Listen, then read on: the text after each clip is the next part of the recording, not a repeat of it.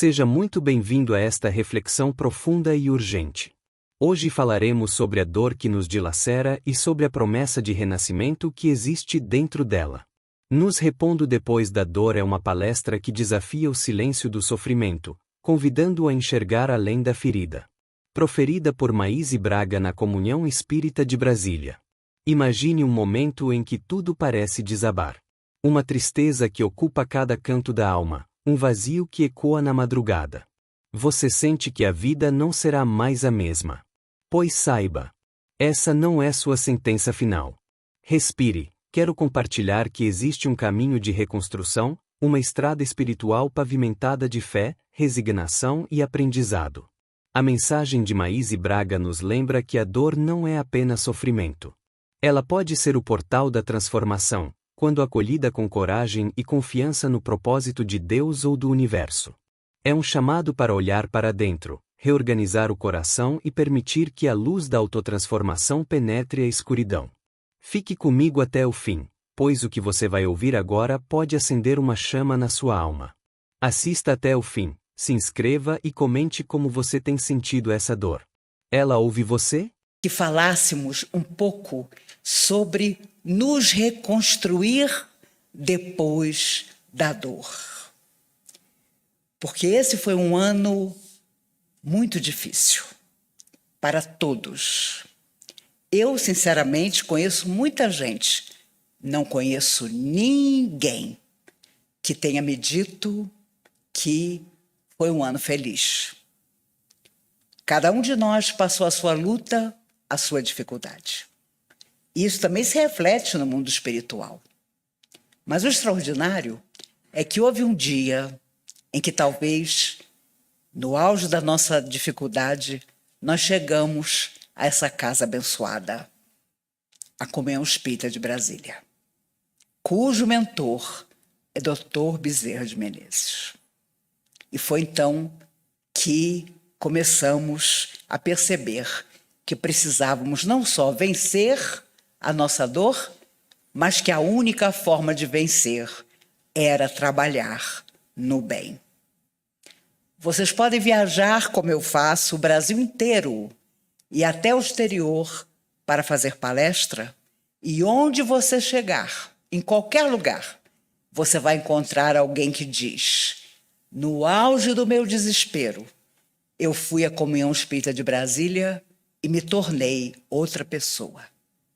Por isso somos abençoados por aqui estarmos nesse findar de domingo, quase terminando um ano difícil, encarnados e desencarnados. Tantos desencarnados já se preparando para a volta à Terra, assim como um dia nós encarnados fizemos. E nós que ainda estamos no corpo de carne, precisamos aproveitar cada momento para vencer o maior dos adversários, nós mesmos. Naquela tarde, Jesus tinha um olhar que parecia abraçar cada pessoa que o ouvia. E ele tentava, de maneira generosa, tranquila, falar a cada pessoa que ali estava que o nosso corpo era o reflexo de nossa alma, dos nossos sentimentos. E hoje a doutrina espírita nos ensina em detalhes essa realidade. Nosso corpo filtra as nossas emoções. E no dia em que soubermos fazer isso com maestria, não haverá mais dor nem doença. E a medicina será para ensinar a nossa alma eterna a agir da forma mais extraordinária e saudável possível. Mas, quando a multidão se dispersava, aproximou-se de Jesus um leproso, um rapaz jovem, e em lágrimas disse: Rabi, se quiseres, bem me podes curar.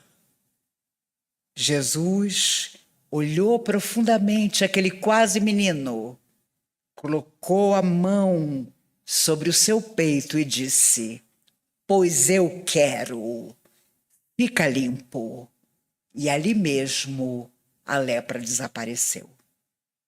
Já imaginaram o que era o querer da alma mais perfeita que já viu na Terra? Jesus?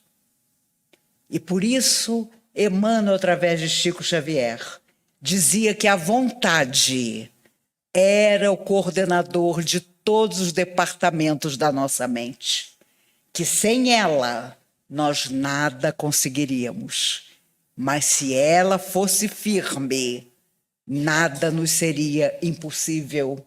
E Jesus sabia tanto disso que afirmou: direis àquela montanha, passa daqui para ali, e nada vos será impossível.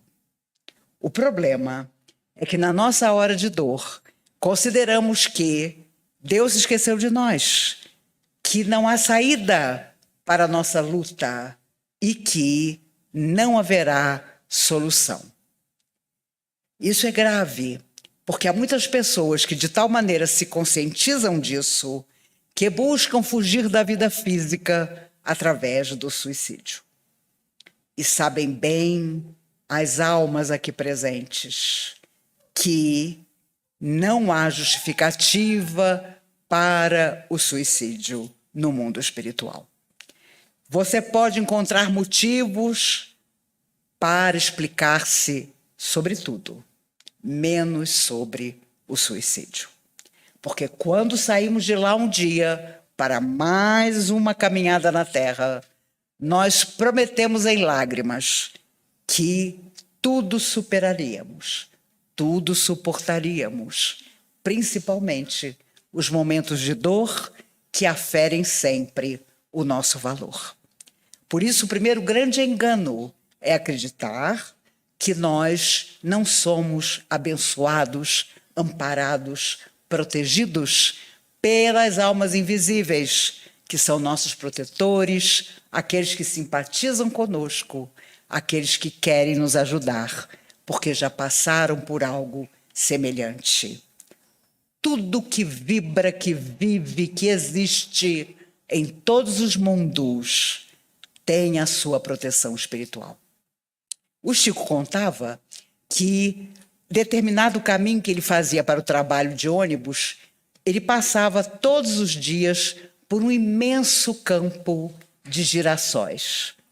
E era uma coisa tão linda ver aqueles girassóis, que todos os dias, quando o ônibus que o levava ao trabalho passava por ali, ele fechava os olhos e fazia a sua oração, pedindo que aqueles girassóis fossem abençoados pelas forças do bem. Um dia, o ônibus teve o seu pneu furado exatamente ali, em frente ao campo de girassóis.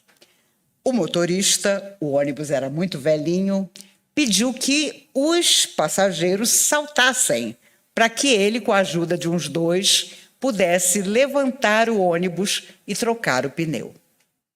Todos desceram. O Chico se ofereceu, mas o Chico era muito magrinho. Então, o motorista optou por outros dois rapazes mais fortes e deixou o Chico de lado. O Chico se afastou um pouco. Para sua surpresa, do meio dos girassóis, vêm dois rapazes desencarnados. Se aproximaram do Chico e disseram: nós não sabemos o seu nome, mas queríamos lhe agradecer. O Chico, que não estava nem trocando o pneu, disse a eles: agradecer a mim? Por quê? E respondeu um dos rapazes: porque todos os dias, quando esse ônibus passa por aqui, da janela onde você está, sai a luz da sua prece e inunda o campo de girassóis. E a nós dois, que somos os responsáveis espirituais pelo campo de girassóis, também. E o Chico contava isso em lágrimas, ao perceber que até mesmo girassóis tinham seus protetores espirituais. Portanto, na nossa hora de luta, de dor profunda, de enfermidade, de solidão afetiva, nós precisamos lembrar que todos nós temos a proteção que segue conosco e que nunca nos deixará sozinhos. No último instante, sempre surge a solução. Às vezes, renúncia ao que nós pretendemos. Às vezes, uma solução inesperada. Mas sempre surge algo que nos abençoará. E a tristeza da alma suicida é olhar para trás, perceber que deveria ter esperado um dia a mais, algumas horas a mais, e não esperou. E, infelizmente, falamos numa época em que o índice de suicídios nunca foi tão grande no mundo inteiro. No Brasil, também. Em Brasília, também. Esse ano eu tive relato de criança de 9 anos que tirou a própria vida. Antigamente, as pessoas tiravam a própria vida e deixavam uma carta, bilhetes. Hoje é sem uma palavra. Cada vez mais jovens. E os idosos também estão partindo dessa forma abrupta. Só que a sociedade ignora. E há um pacto entre a imprensa, entre os médicos, de que isso não seja tão divulgado para não incentivar as pessoas a esse gesto. Entretanto, é uma faca de 2 gumes, porque ficamos achando que as pessoas estão bem orientadas, que elas não têm as suas fragilidades enormes, e elas possuem. Eu sei bem, e quem de nós aqui já não foi adolescente, que o adolescente, por exemplo, quer ser ouvido 24 horas. E isso, às vezes, nos desgasta profundamente, como pais ou avós ou tutores de adolescentes. Mas vamos olhar bem nos olhos das pessoas e perguntar como é que nós podemos ajudá-las antes que elas finjam que não precisam de ajuda e acabem precisando ser ajudadas fora da matéria, da forma mais difícil possível. Há anos atrás, uma mãe viu o seu marido em desequilíbrio tirar a vida da própria mãe, uma senhora idosa, do filho e dele mesmo.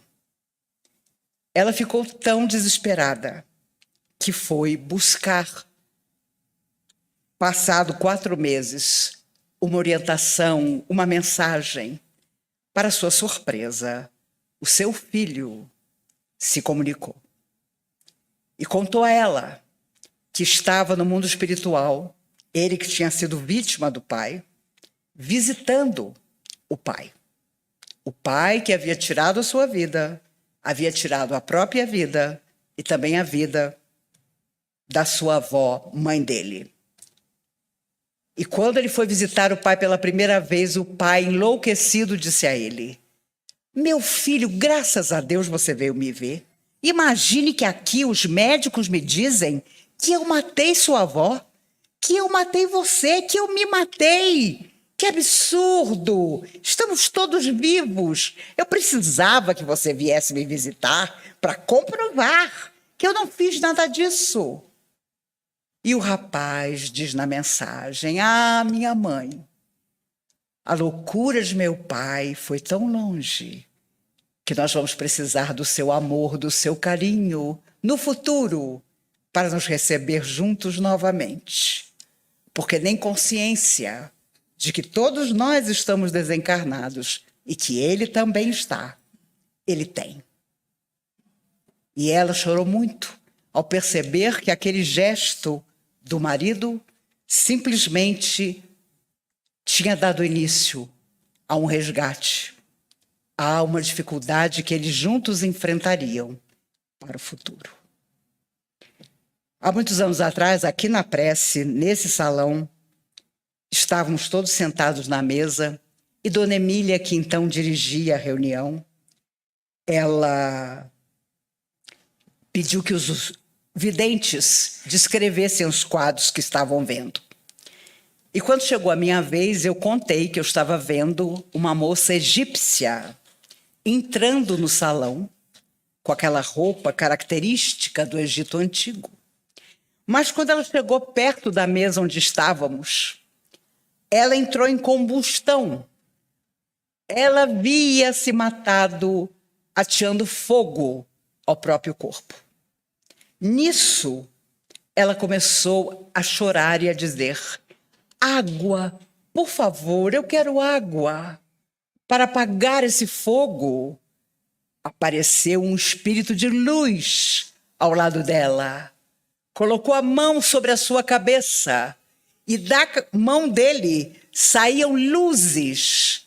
Nós víamos luzes, mas ela via água. E ela começou a ver aquela água caindo sobre ela e ela dizia: obrigada, obrigada, alguém está jogando água e apagando o meu fogo.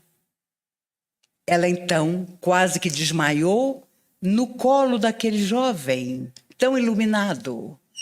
Ele virou-se para mim e disse: ela veio caminhando durante séculos de sofrimento até chegar aqui, nessa casa abençoada, neste domingo. E o problema é que ela não tirou só a própria vida, antes, desesperada, de fome, de miséria, de solidão, ela jogou os 2 filhos pequenos no rio Ganges. Os filhos foram recolhidos pelo mundo espiritual positivo, porque não tinham culpa da atitude da mãe.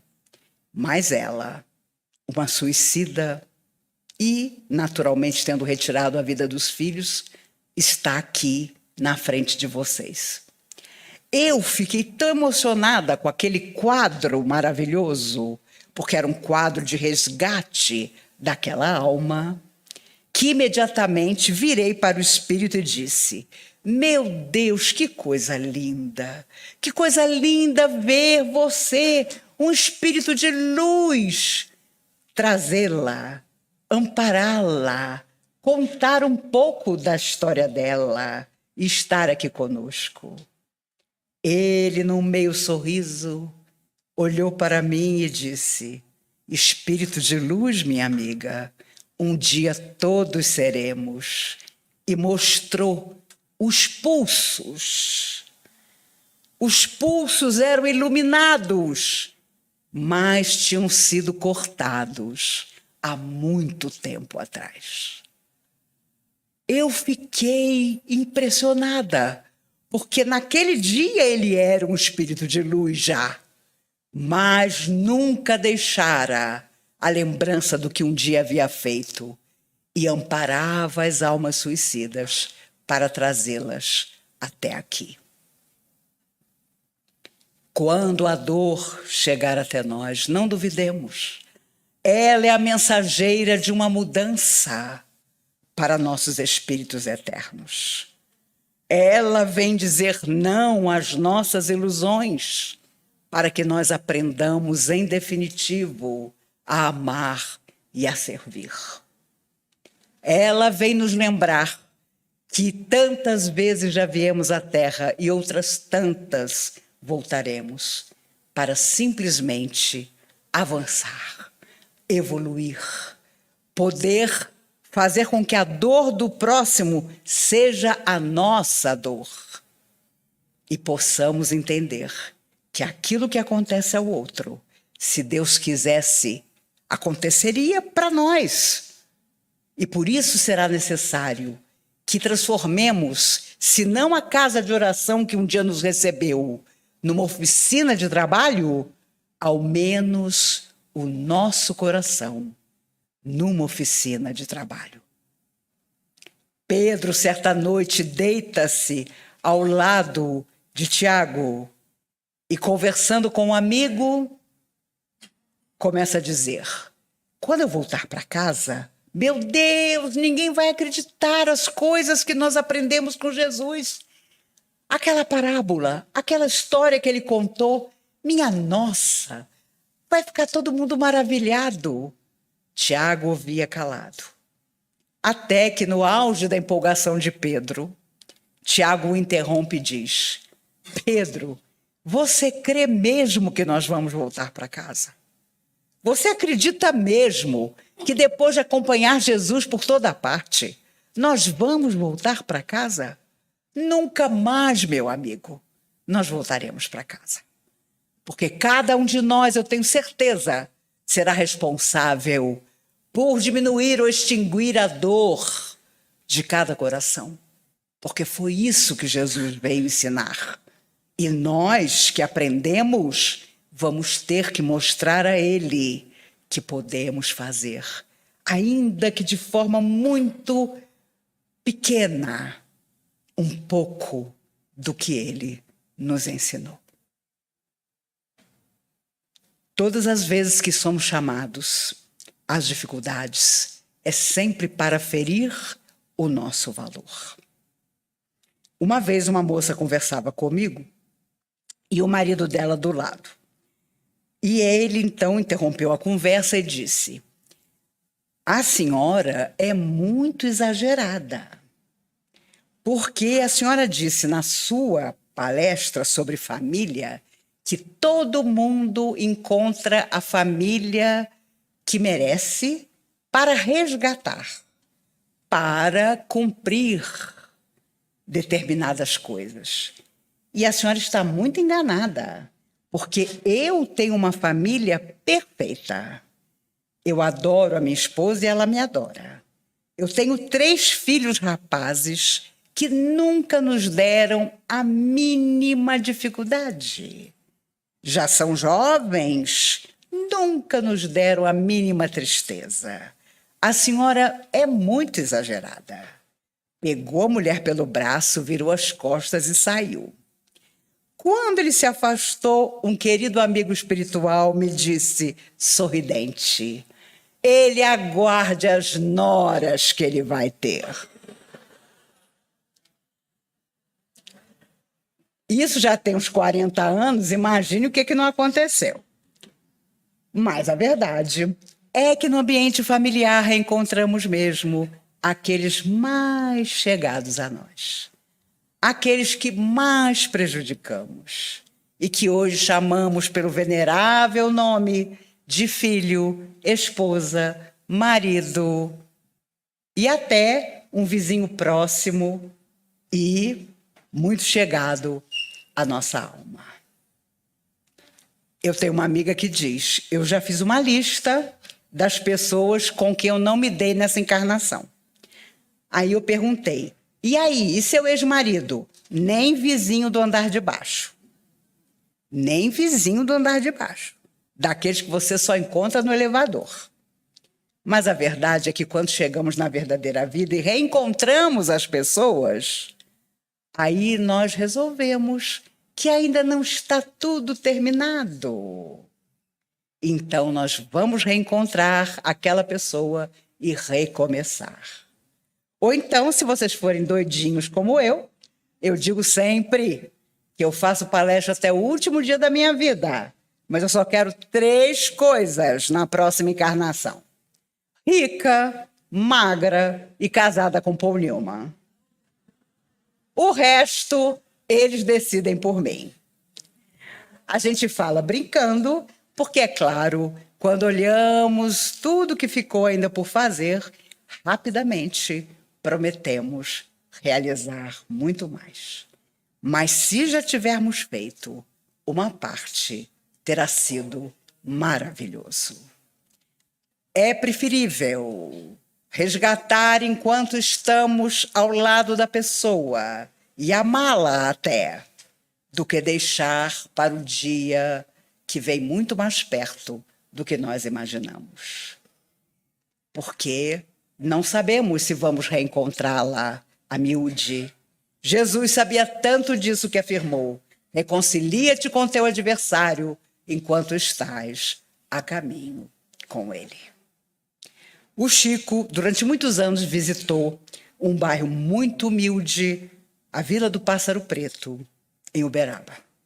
E havia uma jovem adolescente que não falava, que tinha graves dificuldades motoras. E o Chico sempre, todo sábado, visitava a ela e a mãe, levando-lhes mantimento. E procurava conversar com a mãezinha para incentivá-la, porque sabia que aquela era uma vida de grande luta para a menina e para a mãe que a recebera.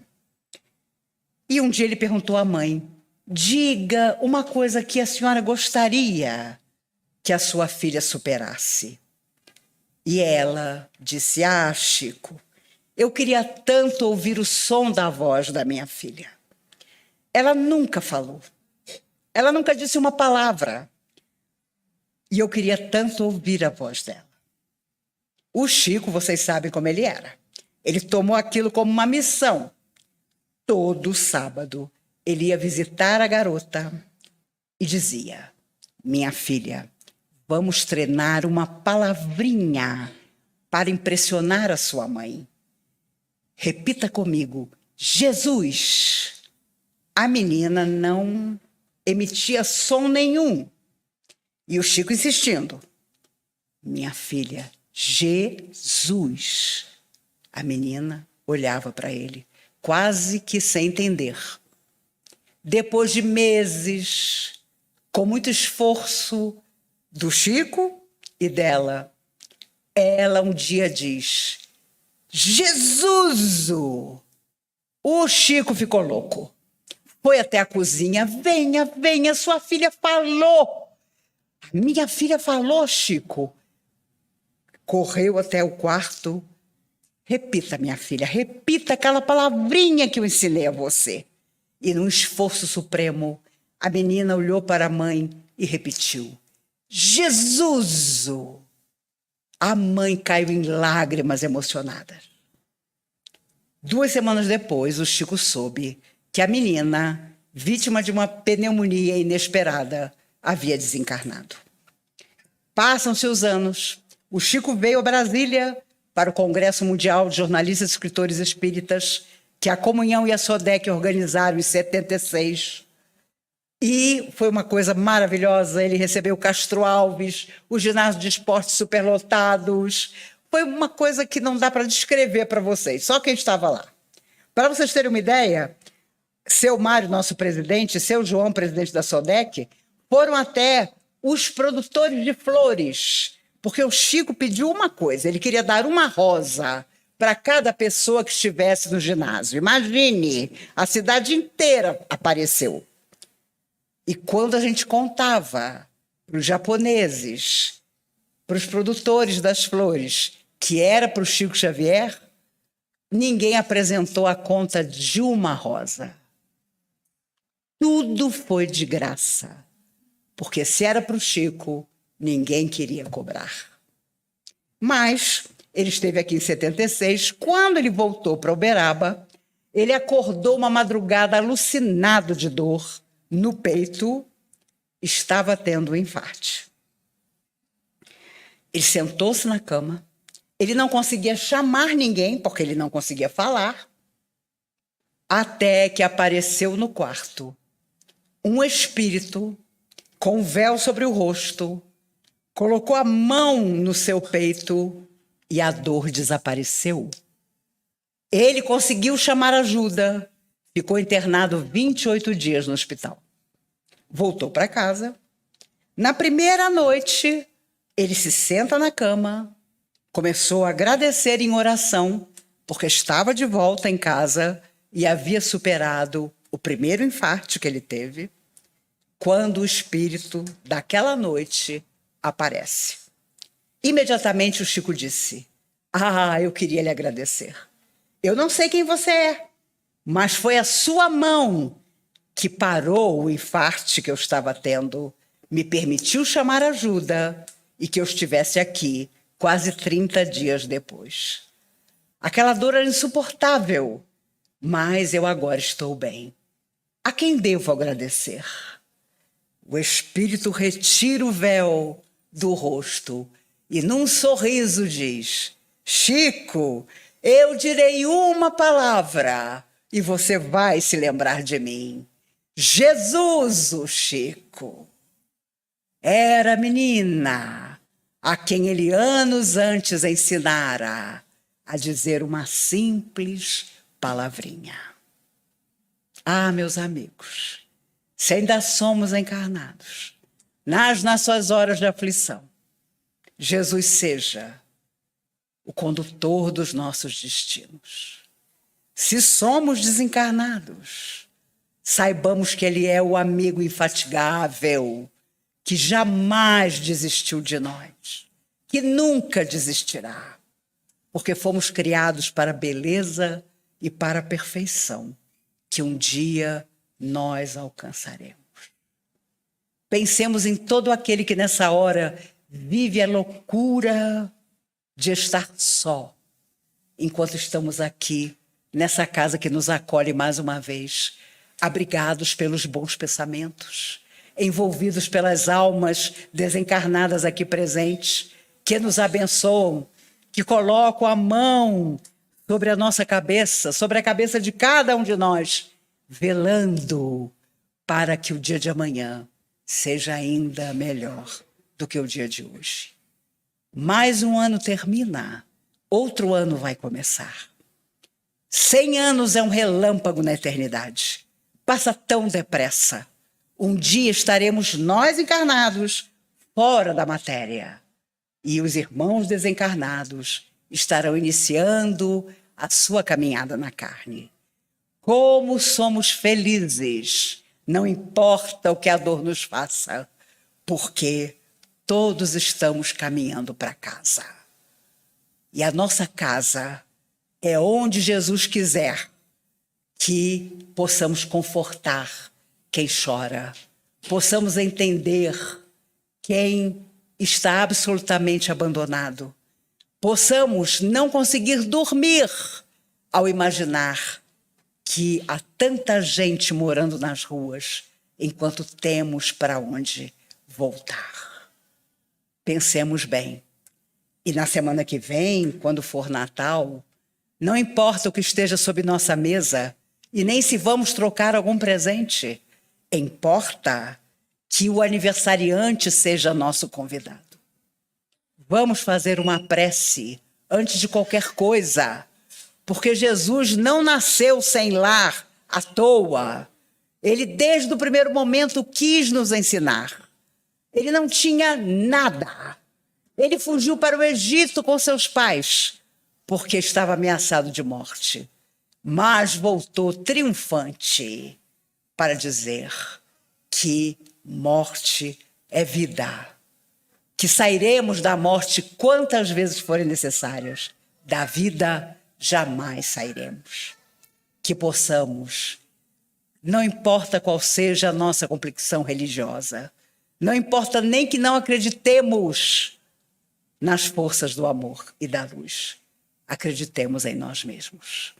Vivamos a alegria de simplesmente seguir em frente. Há uma quadrinha de Alta de Souza que eu adoro, é a minha favorita. Ela, poetisa do Rio Grande do Norte, tão sofrida, que morreu com 24 anos, mas que depois, através de Chico Xavier, escreveu coisas extraordinárias. A quadrinha diz: embora desiludida, alma cansada e sincera, por muito te dou a vida, não desanimes, espera. Que nós possamos esperar sem desânimo. Ainda que o desânimo venha, vamos amar. Ainda que ninguém nos ame, Jesus estava na cruz e escutou pessoas do povo que gritavam: salva-te a ti mesmo, desce dessa cruz. Ele sabia muito bem que no coração de cada criatura, aquela cruz existiria para sempre.